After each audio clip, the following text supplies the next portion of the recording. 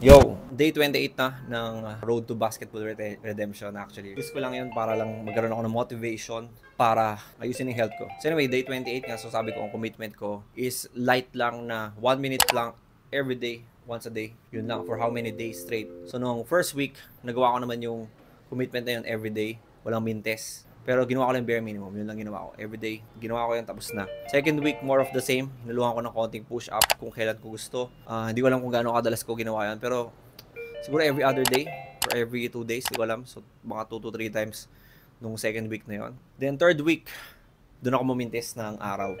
So, twice ako nagmintes nung third week na yun. So, 5 days out of 7 days lang ako nakapag-plank. Tapos more of the same, may push-up din. So, ngayon, fourth week na, ongoing. So, nung September 5, ang fourth week ay September 4 to September 10. And nung September 5, nagdagdag na ako ng additional commitment. Di na to paminsan-minsan, nagdagdag na ako ng 1 set push-up, 10 push-ups once every day for how many days ko rin na maisip kasabay nung 1 minute plank. So, nung September 5, ginawa ko 2 sets, 20 push-ups, and isang 10 push-up. Tapos yung planking, isang 1 minute, tapos isang 30 seconds. Tapos nag-shadow boxing ako ng konti and cardio na ko ano. Ngayong araw, more of the same. Hindi lang ako nag-cardio. So hindi ako nag-cardio ngayon kasi ahalis ako eh. So alis kami mamaya nila Alan, Mary, and malamang kakain kami sa labas.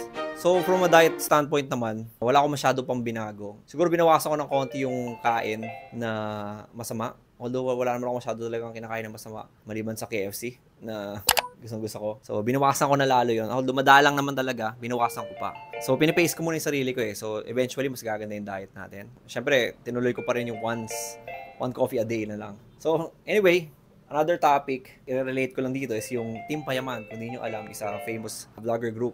And sila, coincidentally, ay meron din competition sa health. Gusto nila yung pinakamagandang katawan daw, yung mananalo ng 1 million pesos. Grabe, ang laki nun.